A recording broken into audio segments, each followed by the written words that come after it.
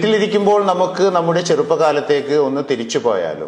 1950 മുതൽ 80കൾ വരെ ജനിച്ചവർക്ക് ഇത് മനസ്സിലാകും. നാം പിന്നിട്ട വഴികൾ, നമ്മുടെ കൊച്ചു കേരളം എത്ര മനോഹരമായിരുന്നു. യഥാർത്ഥത്തിൽ അന്നായിരുന്നു ദൈവത്തിന്റെ സ്വന്തം നാട്. തെങ്ങുകൾക്കെല്ലാം തടമെടുത്ത് വളം ചെയ്യുമായിരുന്നു വർഷാവർഷം. അതിന്റെ നന്ദി എന്ന വണ്ണം തലപ്പിലേക്ക് കയറാൻ പോലും ആകാത്ത വിധം തിങ്ങിക്കായ്ച്ച് പ്രസാദിക്കുമായിരുന്നു അവ.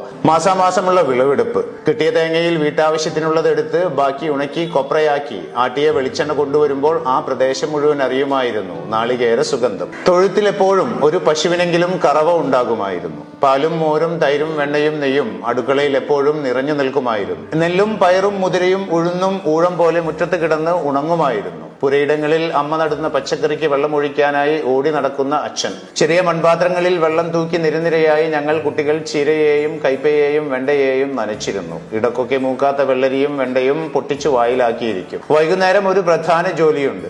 തലേന്ന് കത്തിച്ചു വെച്ച കരി പിടിച്ച കറുത്ത മണ്ണെണ്ണ വിളക്ക് തുടച്ചു മിനുക്കി വെക്കണം. അത് കഴിഞ്ഞ് കിണറ്റിൻ കരയിൽ ചെന്ന് വെള്ളമെടുത്ത് ലൈഫ് ബോയ് സോപ്പും ചകിരിയും ഉപയോഗിച്ചുള്ള കുളി. പിന്നെ ക്യൂട്ടിക്യൂറ പൗഡറിന്റെ സുഗന്ധം. വൈകുന്നേരം ചായ കുടിക്കാനെന്നും പറഞ്ഞ് കടയിലൊക്കെ പോയി സന്ധ്യക്ക് വീട്ടിലേക്ക് വരുന്ന അച്ഛന്റെ കയ്യിൽ കാണും ഒരു പൊതിയും എവറഡി ടോർച്ചും. കണ്ണിലും മനസ്സിലും അത് തെളിയിക്കുന്ന പറഞ്ഞറിയിക്കാനാവാത്ത അനുഭൂതിയുടെ ആത്മബന്ധത്തിന്റെ കരുതൽ സുഖം. മണ്ണെണ്ണപ്പുക വലിച്ചു കയറ്റിക്കൊണ്ട് അമ്മ ചോറ് തിന്നാൻ വിളിക്കും വരെയുള്ള പുസ്തക വായന. കൂട്ടിന് വയലിൽ നിന്നുള്ള തവളകളുടെ മേളം. ഉറങ്ങാനുള്ള തിരക്ക് കൂട്ടൽ. കാലത്തെണീറ്റാൽ ഉടനെ ഉണക്കയിലകൾ കൂട്ടിയിട്ട് കത്തിച്ച് വട്ടം കൂടിയിരുന്ന് തീക്കായൽ. ആ സമയത്ത് മഞ്ഞ് വീണ് നിറഞ്ഞ വൈക്കോൽ കൂനയിൽ നിന്നും വെളുത്ത പുക ഉയരുന്നുണ്ടാകും. കുളിയും ചായകുടിയും കഴിഞ്ഞ് 9 മണി എന്ന കണക്കിൽ പുസ്തകക്കെട്ടിന് ഇലാസ്റ്റിക്കും വലിച്ചിട്ട് ബട്ടൺ പൊട്ടിയ ട്രൗസറും പിടിച്ച് ഒറ്റ ഓട്ടം സ്കൂളിലേക്ക്. സ്കൂളിൽ നിന്ന് തിരിച്ചു വരുമ്പോൾ അടുക്കളയുടെ ഓടിനിടയിൽ നിന്ന് പുകയുയരുന്നത് ദൂരെ നിന്ന് കാണുമ്പോഴേ ഉത്സാഹമാണ്. അമ്മ എന്തെങ്കിലും പലഹാരം ഉണ്ടാക്കുകയോ ഉണക്ക കപ്പയോ ചേമ്പോ പുഴുങ്ങുകയോ ആകും. അതും കഴിഞ്ഞ് കണ്ടത്തിലേക്കോ അടുത്തുള്ള പറമ്പിലേക്കോ ഒരോട്ടമാണ്. പന്തുകളി, ഗോലികളി, കിളികളി മുതൽ അങ്ങോട്ട് പലതരം കളികളും അഭ്യാസങ്ങളുമായി നേരം ഇരുണ്ട് വീട്ടിൽ നിന്ന് വിളി വരുന്നതുവരെ. പിന്നെ പലതരം കച്ചവടക്കാർ. എല്ലാവരും വർഷങ്ങളായി വീടുകളുമായി ബന്ധമുള്ളവർ. ഓട്ടുപാത്രങ്ങൾ തലയിലേറ്റ് കൊണ്ടുവരുന്ന ആളുകൾ. വിഷു ആകുമ്പോഴേക്കും മൺപാത്രങ്ങൾ വലിയ കൊട്ടകളിൽ കൊണ്ടു നടന്ന് വിറ്റ് പകരം നെല്ലോ പയറോ വാങ്ങിപ്പോകുന്ന സ്ത്രീകൾ. തഴപ്പായ നെയ്ത് വർഷാവർഷം പറയാതെ തന്നെ വീട്ടിൽ കൊണ്ടു തന്നിരുന്ന അമ്മൂമ്മ.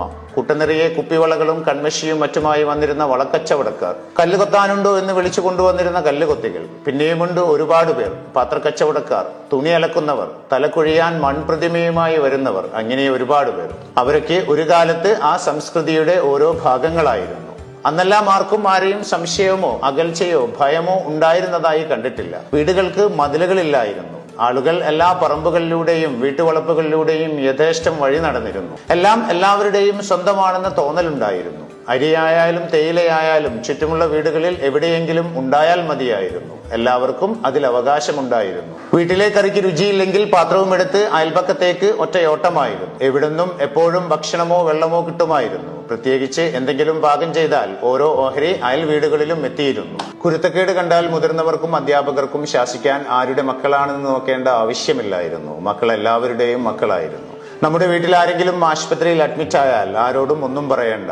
അയൽപക്കത്തുള്ളവർ പൊടിയേരി കഞ്ഞിയും ചമ്മന്തിയും തോരനുമായി നീളമുള്ള അടുക്കുപാത്രവുമായി വരും. എന്നിട്ട് കൂട്ടിനിരിക്കുന്നവരെ വീട്ടിലേക്ക് വിടും, കുളിച്ച് വസ്ത്രം മാറി വരാൻ. അടുത്ത വർഷം വരെ മനസ്സിൽ തങ്ങി നിൽക്കാൻ പാകത്തിൽ കൊല്ലത്തിൽ 1-2 പ്രാവശ്യം മാത്രം ലഭിച്ചിരുന്ന മാസ്മരിക ഗന്ധം തീർത്ത് മനസ്സിലും ശരീരത്തിലും കുടിയേറിയിരുന്ന കോടിയുടുപ്പുകൾ.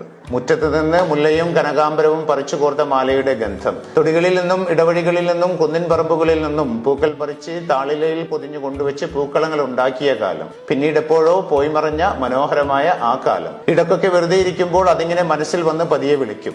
ഒന്ന് കണ്ണടച്ചു കൊടുത്താൽ മതി, നമ്മളെയും എടുത്ത് പറക്കും കാലങ്ങൾക്ക് പിറകിലോട്ട്.